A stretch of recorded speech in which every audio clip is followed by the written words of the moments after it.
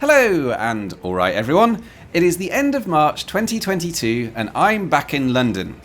Mostly because in the UK it was Mother's Day last week. But while I'm in the motherland, I thought, why not make a quick video? So I've come to this building.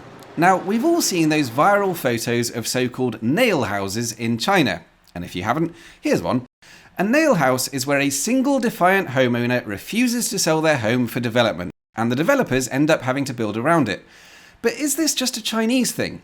Has it ever happened in, for example, London? Well, today we're visiting what was supposed to be one of the grandest buildings in the capital, but ended up being one of the silliest.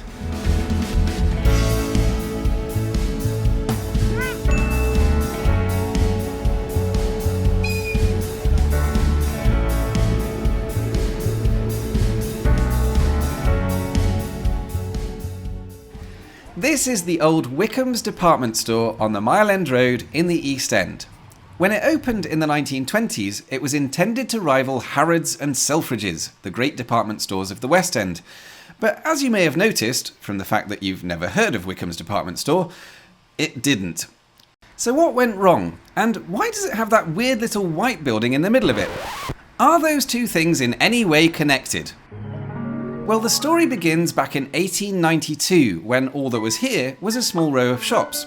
At that time, the Wickham family are running a drapery business out of numbers 69 to 73, while a man called Otto Spiegelhalter, whose parents moved over from Germany when he was a kid, is running a little watchmakers and jewellery store at number 75. And there are various other shops on the row, but those aren't important to the story. Anyway, business is going particularly well for the Wickhams, and they want to expand, so they inquire about buying number 75 from Mr. Spiegelhalter. He isn't particularly looking to sell, but they're offering really good money, so he says, yeah, okay, and the purchase goes through. The Wickhams move into number 75, knocking down the dividing wall on the way, and Mr. Spiegelhalter simply moves 3 doors up into number 81, which happened to be available at the time.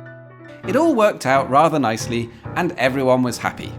But of course, the story couldn't end with everyone happy. This is the East End after all. So let's skip forward a bit, because if I know anything about this part of London, it's that you can always tune in about 3 decades later and find that the same old characters have popped up years after you thought they'd died off and started the drama all over again.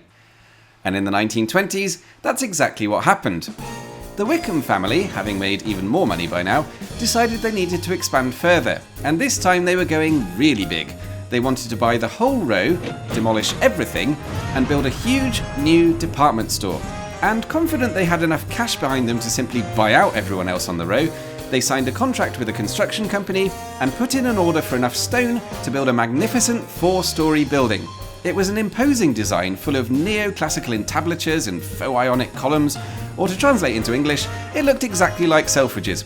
But as an extra flourish, the Wickhams added a grand central tower to the design, partly because they thought it would look good, but mostly because Harry Selfridge had wanted one on his shop and never achieved it.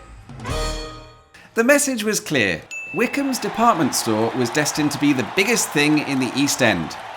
There was just one problem.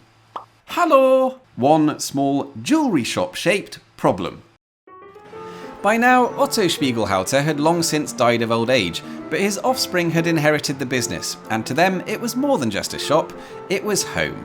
Some of them had literally been born and grown up there, core blimey governor, and they just didn't want to move. The Wickhams kept coming back and increasing their offers, but no matter how much cash they threw at them, the Spiegelhalters simply refused to sell. That was a bit of an issue for the Wickhams, because they'd already bought the rest of the land, ordered all the construction materials, and signed a big budget contract with the builders. It was at this point they knew they had messed up. So they did what any sensible British person does when they mess up. They pretended that was what they meant to happen, and carried on anyway.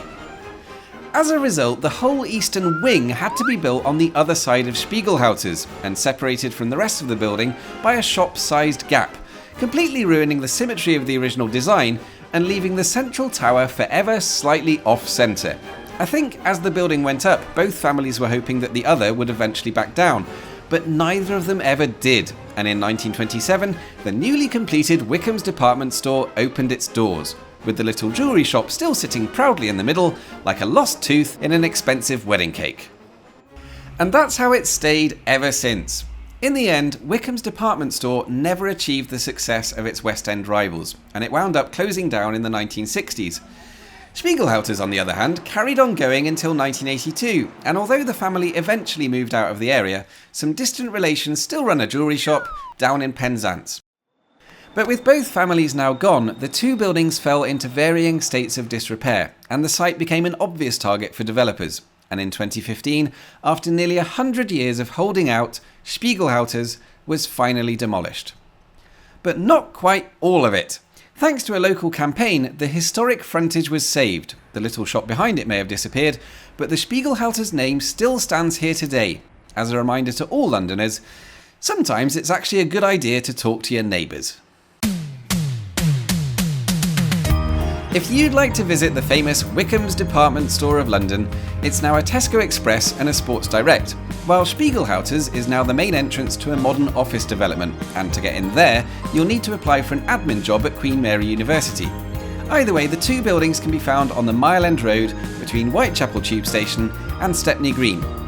And that's about it for today. Thank you all for watching, and I will see you soon.